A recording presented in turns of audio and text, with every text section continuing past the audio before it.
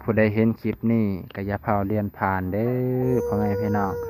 อันนี้คือชีวิตของเอ๋ยนวลเนาะหลังจากที่เบานุ่งถ่ายในช่วงนั้นก็มีผู้สนใจหลายมื้อนี้สิมาเว้าเรื่องชีวิตของเอ๋ยนวลว่าเพิ่นทุกข์ยากอีหลีพ่อแม่พี่น้องมีลูก5คนมื้อนี้อยู่กัน3คน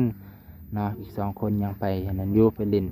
แต่ว่าชีวิตเพิ่นน่ะลำบากอีหลีพ่อแม่พี่น้องเพื่อนทางหลังน่ะเพื่อนอ้ายเพิ่นส่วนเพื่อนทางนี้เพื่อนนี่คือเพื่อนนอนของเพิ่นไปพี่น้องลูก5 คนแม่ผู้หนึ่งก็6 คนนอนเต็งกันเนาะเดี๋ยวสิตัดวิดีโอไปให้เบิ่งว่าทางในเป็นจังไดอันนี้คือบางคนว่าถามว่าอยู่ทางใดบ้านเมืองเพิ่นอยู่บ้านปากกล้วยเมืองจำพรแขวงสะวรรณเขตบ้านเกิดเมืองนอนบ้านเกิดเมืองนอนเพิ่นเคยเอาสามีภรรยาอยู่สารวัตรแล้วบัดนี้ก็ปะกันก็ย้อนปัญหา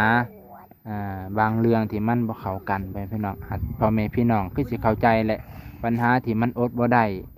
ผมมีภาระหลายคือแม่ก็ยอมอยู่บ่ได้แต่ลูกของเพิ่นนี่บ่ปะแม่พ่อแม่พี่น้องแลนมานำแม่คือเก่ามาอยู่นำแม่อยากมาอยู่นำแม่ถึงแม่สิบ่มีเฮือนเพิ่นก็ยังมาอยู่นำแม่เนาะอันนี้ก็ฝากไว้ฝากกดแชร์ให้นี่เด้อพ่อแม่พี่น้องฝากกดแชร์ให้ไปฮอดผู้หลักผู้ใหญ่ใจดีใจบุญใจเมตตาสงสารหลานๆผู้ที่เพิ่นบ่มีอีหลีพ่อแม่พี่น้องเสื้อผ้าเพิ่นก็บ่มี